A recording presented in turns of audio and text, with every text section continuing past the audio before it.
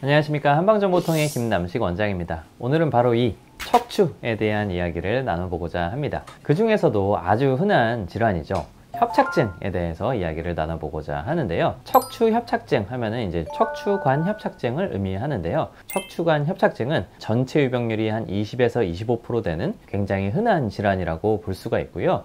특히 65세 이상에서는 60%의 인구가 가지고 있는 굉장히 흔한 질환이라고 볼 수가 있겠습니다. 때문에 이 척추 협착증을 앓고 계신 분들도 많고, 척추 협착증을 어떤 식으로 치료해야 되는지 고민하고 계신 분들도 많을 텐데요. 오늘 이 시간에는 척추관 협착증 어떻게 치료해야 되는지 그 궁금증에 대한 해답을 제시해 드리도록 하겠습니다. 자, 그럼 척추 협착증이 과연 무엇인지에 대해서 간단하게 한번 짚어보고 넘어가도록 하겠습니다. 신경의 줄기가 있죠. 뇌에서부터 신경이 이렇게 모아져서 척수라는 것이 돼서 쭉 팔다리 쪽으로 이렇게 아래로 주행을 하게 되는데요. 그 척추 쪽에 있는 척수가 지나는 공간이 바로 척추관이라고 부르는 것입니다. 앞쪽에는 뼈와 그리고 그 사이에 있는 디스크로 막혀 있고, 뒤쪽에 있는 황색인대라고 하는 것이 척수를 이렇게 싹 감싸고 있거든요. 척추관을 감싸고 있습니다. 근데 앞쪽에 디스크 질환이 생겨서 디스크가 삐져나오고, 뒤쪽에서는 황색인대라고 하는 인대가 점점 두꺼워져서 비후되게 되면 척수를 사방에서 압박하는 척추관 협착증이 발생을 하게 되는 것입니다. 그래서 척수신경은 척추에서 시작을 해가지고 경추 쪽은 팔 쪽으로, 요추 쪽은 다리 쪽으로 주행을 하게 되는데요. 팔다리에 있는 모든 기능을 다 다스리고 있습니다. 그래서 팔다리 쪽에 일련의 증상들을 만들게 되는데요. 특히 요추 쪽에서 이제 척추 협착증이 발생을 하게 되면 첫 번째, 허리 자체가 아파지는 요통이 발생을 하게 되고요. 또 다리가 저리거나 다리에 힘이 빠지는 그런 증상들이 발생을 할 수도 있습니다. 어떤 부분은 감각이 덜 느껴지는 감각 변화가 나타나기도 하고요. 보행을 하다 보면 다리가 저리거나 힘이 빠져서 자꾸 쉬어야 되는 신경인성 파행이라는 증상도 나타날 수 있습니다. 심한 경우에는 여기가 대소변으로 가는 신경도 다 다스리고 있기 때문에 요일을 느끼지도 않는데 소변을 배출한다든지 대변이 나도 모르게 나온다든지 이런 대소변 장애도 발생을 할 수가 있습니다. 자, 협착증의 종류가 있습니다. 협착증의 종류. 이제 병원에 가서 협착증이에요 라고 하면은 흔히들 세 가지를 의미를 하긴 하는데요. 엑스레이를 찍어서 우리 협착증이에요 라고 하는 것은 요 뼈와 요 뼈 사이가 좀 공간이 좁아져 있기 때문에, 이거는 추체간 협착증이라고 하는데, 공간이 좁아져 있기 때문에 여기에 디스크 질환이나 협착증 질환이 발생했을 확률이 높아요 라고 이야기를 하는 거고, 엄밀한 의미에서 말하는 척추 협착증은 앞쪽에 디스크 그리고 뒤쪽에 있는 황색인대가 사방에서 압박을 하는 요 관을 양쪽에서 압박하는 척추관 협착증을 의미를 하게 되는 것이고요. 또한 추간공 협착이라는 것도 있어요. 지금 보면 신경이 줄기가 쭉 흐르고 여기서 가지가 이렇게 나오잖아요. 가지가 나오는 공간에 여기에 있는 황색인대가 비후가 돼서 이 공간을 압박하게 되면, 그리고 앞쪽에 있는 디스크도 여기를 압박할 수 있거든요. 그렇게 되면 이것은 추간공 협착이라고 부릅니다. 그래서 치료도 각각 다르겠죠. 척추관 협착증이 나타나는 경우에는 이 전체적인 압박을 풀어야 되는 것이고, 추간공 협착증이 나타나는 경우에는 이 추간공 나오는 공간에 압박을 풀어야지 증상을 개선시킬 수가 있습니다.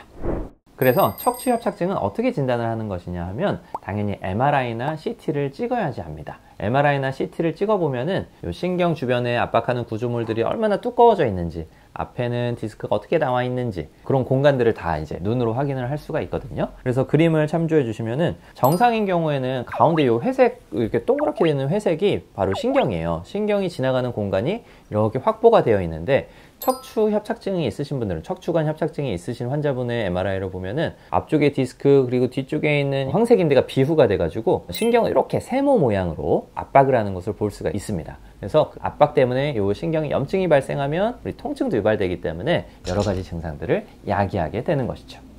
자, 그래서 이 압박을 풀려면 그럼 어떻게 해야 되는 것인가? 많은 분들이 이제 수술적인 요법을 먼저 고려를 하게 되는데요. 수술도 당연히 좋은 치료입니다. 꼭 필요한 경우에는 수술적인 요법을 통해서 증상을 개선시켜야 되지만, 수술이 가지고 있는 부작용이나 후유증 같은 것도 있는 것이라서 조금 주의를 해야 되는데요. 첫 번째, 요새 많이 하는 건데, 이제 내시경으로 뚫어가지고 요 주변에 있는 황색인대를 일부 제거해서 신경의 압박을 좀 이완시켜주는 그런 술기들이 있는데요. 굉장히 좋은 치료 방법이기는 합니다만 척추의 불안정성이 유발될 수 있어서 나중에 찡을 박아서 더 큰 수술을 요할 수 있다 라는 점에서 조금 주의해야 되는 부분이 있고요. 또한 찡을 박아서 이렇게 뒤쪽에 있는 뼈를 잘라내 가지고 척수 압박을 하고 있는 부분 완전 풀어놓고 이렇게 나사로 고정해 놓는 유합술이라는 것은 이제 협착증을 많이 시행하게 되는데요. 유합술을 시행을 하게 되면 압박은 풀리지만 나사로 고정해 놓은 부분은 이제 평생 동안 움직이질 못해서 여러 가지 증상을 또 야기할 수 있다는 점에서 문제가 될 수 있습니다. 또한 그 나사로 고정을 해 놓으면 얘가 해야 되는 일을 위아래에서 다 담당을 해야 되기 때문에 위아래 부분이 또 망가지게 되거든요. 그래서 수술적인 요법 굉장히 좋은 방법이지만 나한테 꼭 필요한 것인지 따져보고 시행을 해야 됩니다. 자, 그러면 수술이 나한테 맞는지 어떻게 알게 되는 것이냐라고 하면은 수술이 꼭 필요한 경우들이 있습니다. 이 경우들을 이제 따져보시면 되는데요. 첫 번째는 운동이나 감각신경에 결손이 발생한 경우예요. 감각신경 결손이 발생한 경우에는 특정 영역의 감각이 전혀 느껴지지가 않습니다. 그리고 그 영역이 점점 넓어지기도 하고요. 운동신경에 결손이 발생을 하게 되면은 어떤 한쪽의 다리의 근육이 쭉쭉쭉쭉 빠져나가요. 그런 경우에는 당연히 수술을 해야 되는 경우이고요. 또 마미증후군이라고 해서 대소변 장애가 발생하는 경우입니다. 나도 모르게 소변을 유출하게 되거나 아니면 대변이 나도 모르게 나오게 되는 경우에는 수술을 시행해야 되는 적응증이라고 보게 되고요. 또한 6에서 8주 정도, 약 2달 동안 비수술적인 요법을 시행을 했음에도 불구하고 일상생활에 복귀할 수 없을 정도로 통증이 계속 심하게 유발되는 경우에는 수술의 적응증이 됩니다. 그래서 이러한 경우를 제외하고는 수술의 적응증이 아니기 때문에 한 10명 중에 9명은 비수술적인 요법으로 다 치료할 수 있다, 이렇게 통계적으로 보고 있거든요. 그래서 비수술적인 요법을 먼저 시행해 보시길 바라겠습니다. 비수술적인 요법으로 그러면 10명 중에 9명을 어떻게 치료해야 되는 것이냐라고 하면은, 일단 양방 병원에 가면은 여러 가지 주사적인 요법이 있을 수 있겠죠. 신경의 부종이나 염증 반응을 완화시켜주는 주사적인 요법을 시행할 수가 있는 것이고요. 한방에서는 뭐 침이나 약침, 봉침과 같은 비슷한 비수술적인 요법을 통해서 우리 증상을 개선시킬 수가 있습니다. 그 중에서 오늘 굉장히 효과적인 그런 치료법을 알려드리고자 하는데요. 그게 바로 도침술이고, 특히나 초음파 유도와 도침술에 대해서 오늘 설명해 드리도록 하겠습니다. 초음파 유도와 도침술, 척추에 과연 어떻게 적용하는지 접근 방법은 여러 가지가 있을 수가 있습니다. 주로 한의원에서 사용하는 것은 한 3가지 정도로 요약을 해볼 수가 있겠는데요. 첫 번째는 감자탕 먹을 때 이거 손잡이가 되는 부분이 있어요. 이 극돌기라고 하는 건데, 극돌기의 바로 옆쪽에서 한방에서는 화타협착결이라고 하는 그 혈자리가 있거든요. 화타협착결 쪽으로 접근을 해가지고 요 황색인대가 있는 부분을 좀 가까이서 좀 유착을 풀어주는 그런 시술을 먼저 시행을 할 수가 있는 것이고요. 또한 두 번째는 아까 추간공 협착이 있다 그랬죠. 추간공 협착이 있으신 분들은 방광경이 2선이라고 하는 이제 그 한방에서 쓰는 혈자리인데, 그쪽 방향으로 접근을 해가지고 추간공이 나오는 공간에 있는 유착을 박리시켜주는 그런 시술을 시행을 할 수가 있겠습니다. 또한 요새 또 많이 하는 건 뭐냐면요, 신경의 흐름이 이렇게 해서 요 뒤쪽으로 이렇게 나오거든요. 요게 바로 후지, 내측지라고 하는 그 가지가 나오는 것이 있는데, 그 신경이 바로 요 후관절이라고 하는 척추 관절의 통증을 담당하고 있어요. 때문에 후지 내측지 방향으로 들어가기 위해서는 방광경 1선이라고 하는 혈자리에서 시작해서 후지 내측지 방향으로 이렇게 신경 주변의 유착을 박리시켜주는 그러한 시술을 시행하기도 합니다. 논문에서 발췌한 그림을 같이 띄워드리도록 할 텐데요. 하나는 척추관 협착증 자체의 황색인대를 박리시켜주기 위해서 접근하는 방향, 그리고 신경근이 나오는 추간공 협착을 풀어주는 방향, 그리고 또 한 가지는 뭐냐면 엉덩이, 다리가 저리신 분들이 있잖아요. 엉덩이에서 나오는 좌골신경으로 접근해서 좌골신경 주변의 유착을 풀어주는 방향, 이 3가지 방향을 요 논문에서는 소개를 하고 있습니다. 그래서 바로 환자한테 어떤 식으로 시술하는지 여러분들이 더 좀 와닿을 수 있게 치료 과정을 하나 보여드리도록 하겠습니다.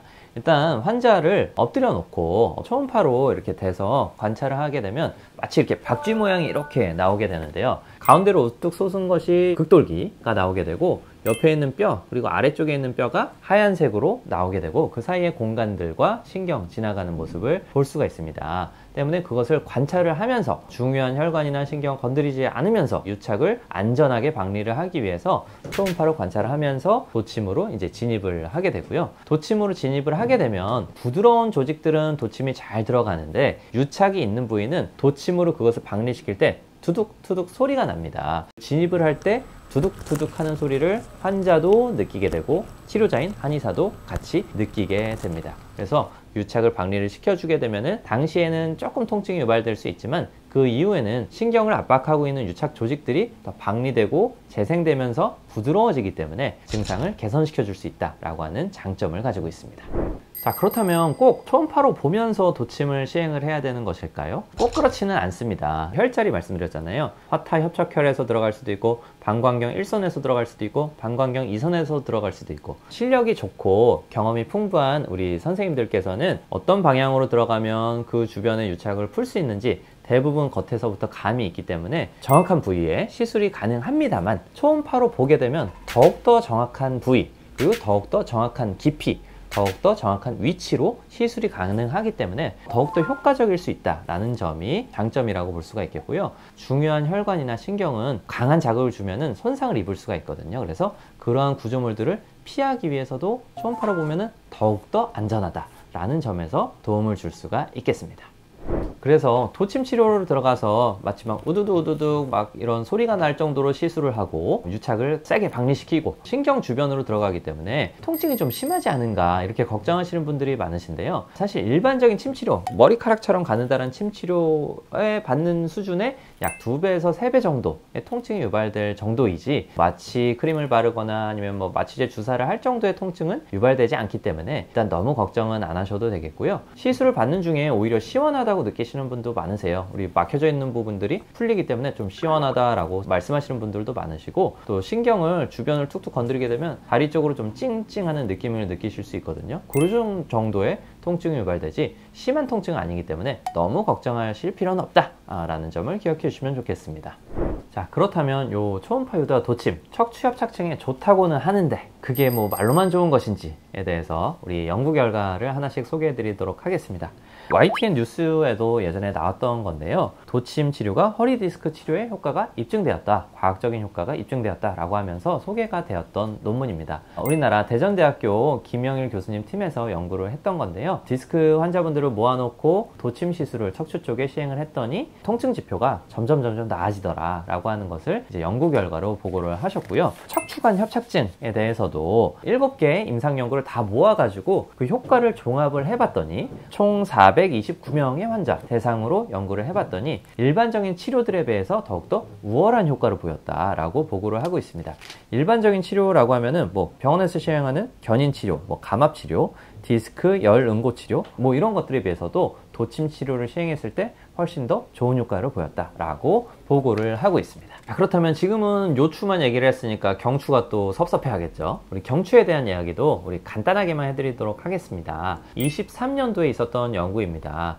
경추 신경병증이라고 하는 게 있어요. 경추에 디스크나 뭐 협착증 같은 게 발생을 하게 되면은 신경이 팔 쪽으로 주행을 하기 때문에 팔이 저리거나 아프거나 운동 능력이 떨어지거나 이러한 증상들이 발생하게 되는데 그것을 바로 경추 신경병증이라고 하는데요. 이럴 때 많이 사용하는 것이 신경 차단술입니다. 우리 신경 차단술 많이 들어보셨죠? 척추에서 유발되는 증상 때문에 신경 차단 주사를 맞는 건데요. 그 성분이 염증을 줄이기 위한 스테로이드, 마취시키기 위한, 통증을 감소시키기 위한 리도카인이라고 하는 성분을 주로 주입을 하게 됩니다. 아니면은 2개를 같이 쓰기도 하고요. 이렇게 하게 되면 우리 염증도 줄고 그리고 통증을 감소시키기 때문에 증상을 완화시킬 수가 있는데 이것과 도침 시술의 효과를 비교를 해봤습니다. 양 2군으로 나눠가지고 어떻게 했냐면 한쪽은 신경 차단술만 시행을 했고요. 한쪽은 도침으로 그 유착된 부위를 풀어주면서 그 부위에다가 약물을 같이 주입을 했습니다. 이 도구를 보면 굉장히 특이한 게 도침이 구멍이 뚫려 있어요. 그래서 그 부위를 이렇게 박리를 시켜주고 거기다가 약물 주입까지 같이 시켜버리는 것이죠.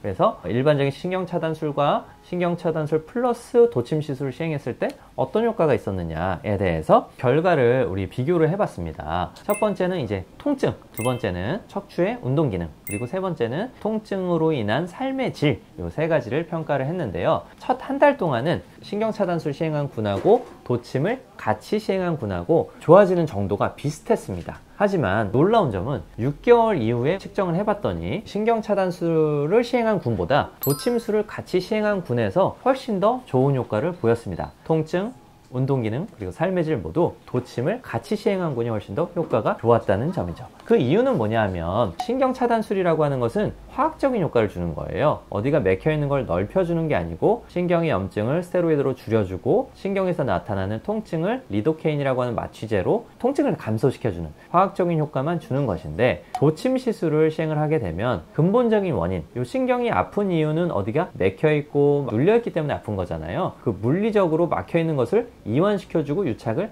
박리시켜주기 때문에 장기적인 효과는 훨씬 더 도침 시술이 유리하다라는 점을 나타내고 있고, 그 점은 우리가 좀 주목해 볼 필요가 있겠습니다. 척추관 협착증 65세 이상의 무려 60%나 가지고 있는 굉장히 흔한 질환입니다. 근데 과연 척추관 협착증을 어떻게 관리를 해야 되는 것인가? 꼭 필요한 경우에는 수술을 해야 되지만 10명 중에 9명은 수술 없이 비수술적인 요법으로 호전이 가능한 질환입니다. 비수술적인 요법 중에서도 굉장히 좋은 치료법들이 여러 가지 있지만 그 중에서도 도침 치료가 굉장히 좋은 대안이 될 수 있다는 점을 기억해 주시면 좋겠습니다. 자, 지금까지 한방정보통의 김남식 원장이었습니다. 시청해주신 여러분들 너무 감사드립니다.